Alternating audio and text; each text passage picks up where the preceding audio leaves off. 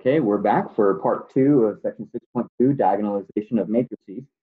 I happen to pick that the eigenvectors were this guy, and that guy in that order to make my P matrix. And so you notice that this was for lambda is 3, 6, and 3. So when I do my P, I find my P inverse, I do P inverse times M times P, I get the diagonal, the circle there, diagonal matrix of 3, 6, and 3 down the main diagonal. So there we go. Good thing I cut that typo. Now, just a quick note here. Diagonalization is a special kind of property. So we talk about this as similar matrices. So two matrices are similar if there is some invertible matrix that can take one into the other. So in other words, we say that the matrix 3, 0, 0, 0, 6, 0, 0, 0, 3 is similar to our original M matrix, which was 3, 0, 0, negative 2, 4, 2, and negative 2, 1, 5. And you can see that they're similar in the fact that they even have the same eigenvalues. So since this is a diagonal matrix, we know what his eigenvalues are going to be. They're just along the main diagonal. Okay? All right. So since similar matrices have the same characteristic equation, they will have, therefore, the same eigenvalues, but they may have different eigenvectors. The eigenvectors for this matrix, this diagonal matrix, B, are different from the eigenvectors from this guy. So what I want you to do now is find the eigenvalues and eigenvectors of this matrix N, which looks just like matrix M, but with one small but important change. And then I want you to find a matrix P that will diagonalize matrix M if possible.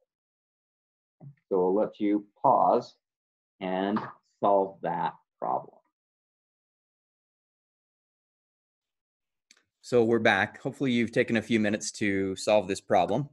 Again, for eigenvalues, eigenvectors, we're looking for nx equals lambda x, which, if we do a little bit of matrix algebra, is the quantity n minus lambda I times x equals the 0 vector.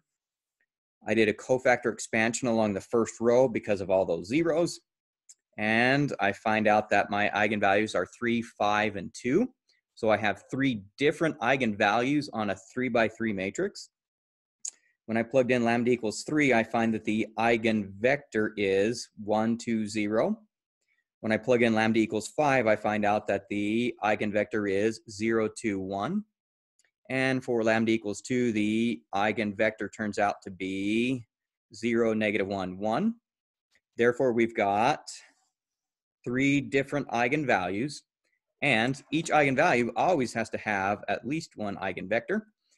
And so we notice that we have 3 different eigenvectors. Therefore, since we have 3 different linearly independent eigenvectors, the matrix N must be diagonalizable. So if I do a P matrix, I just happen to put them in the order I found them, and do P inverse NP, I will get a diagonal matrix with the corresponding eigenvalues down the main diagonal. So that gets us to a few last minute notes here. So a matrix is diagonalizable if it has n linearly independent eigenvectors. And if our matrix has n different distinct eigenvalues, none of which are repeated, such as we had here, 3, 5, and 2, 3 different eigenvalues, then the matrix is guaranteed to be diagonalizable because each eigenvalue always has an eigenvector. And something to notice here, if we were to check these guys, you can see that all 3 of these eigenvectors are linearly independent. And so eigenvectors from different eigenspaces will always be linearly independent. Okay, so that's our conclusion to section 6.2. We'll see you next time for 6.3, showing some of the applications of diagonalizing matrices and how that really helps us in some real life problems. See you next video.